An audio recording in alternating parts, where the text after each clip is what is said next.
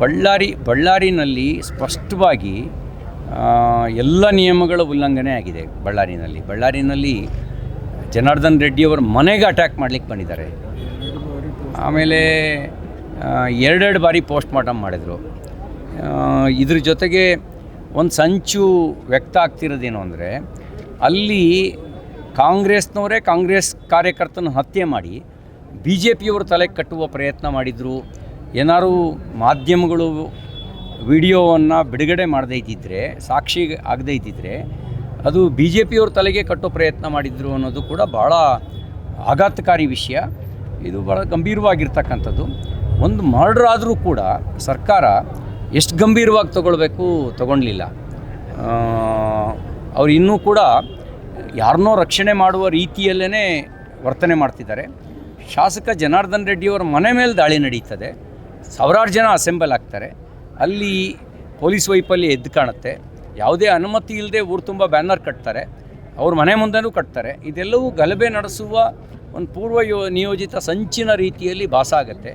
ಹಾಗಾಗಿ ಸರ್ಕಾರ ನಿಷ್ಪಕ್ಷಪಾತವಾಗಿ ಕರ್ನಾಟಕದಲ್ಲಿ ವರ್ತನೆ ಮಾಡ್ತಾಯಿದೆ ಅಂತ ಅನ್ನಿಸ್ತಿಲ್ಲ. ಆ ಕಾರಣಕ್ಕೆ ನಾವು ಇದನ್ನು ಈಗಾಗಲೇ ಭಾರತೀಯ Janata party core committee demand ಮಾಡಿದೆ, CBI ತನಿಖೆ ಕೊಡಬೇಕು ಅಂಥೇಳಿ. ಹಾಗೇ ಹುಬ್ಬಳ್ಳಿಯಲ್ಲಿ ನಡೆದ ಘಟನೆ ನಾಗರಿಕ ಸಮಾಜ ತಲೆ ತಗ್ಗಿಸೋ ರೀತಿಯ ಘಟನೆ. ಹೆಣ್ಮಗಳು ಯಾವ ಪಕ್ಷಕ್ಕೆ ಬೇಕಾದ್ರೂ ಸೇರಿರಲಿ, ಆದರೆ ಹೆಣ್ಮಗಳನ್ನು ವ್ಯವಸ್ಥೆಗೊಳಿಸೋದು. ಮತ್ತು ಭಾಳ ಮಜಾ ಅಂದರೆ ಕಮಿಷನ್ ಹೇಳಿದ್ರು 307 ಕೇಸ್ ಹಾಕಿದ್ದೀವಿ ಅಂತ. ಯಾರನ್ನೂ ಮಾಡೋಕ್ಕೆ ಪ್ರಯತ್ನ ಮಾಡಿದರು. 307 ಅಂದರೆ ಯಾರನ್ನಾರು ಕೊಲೆ ಮಾಡೋ ಪ್ರಯತ್ನ ಮಾಡಿರ್ಬೇಕಲ್ಲ, ಮಾರಕಾಯುಧ ತಗೊಂಡು ಹೋಗಿರಬೇಕು, ಮಚ್ಚಲ್ಲೋ ಗನ್ನಲ್ಲೋ ಹೊಡೆದಿರಬೇಕು, ಅವರು ತೀವ್ರವಾಗಿ ಗಾಯಗೊಂಡಿರಬೇಕು, ಆಯ್ತಲ್ಲ, ಅದು 307 ಆಗುತ್ತೆ. ನಾನು ಆಯುಕ್ತರಿಗೆ ಕೇಳಕ್ಕೆ ಬಯಸ್ತೀನಿ, ಯಾರನ್ನು ಮಾಡೋಕ್ಕೆ ಪ್ರಯತ್ನ ಮಾಡಿದರು? ಸುಜಾತ ಅಥವಾ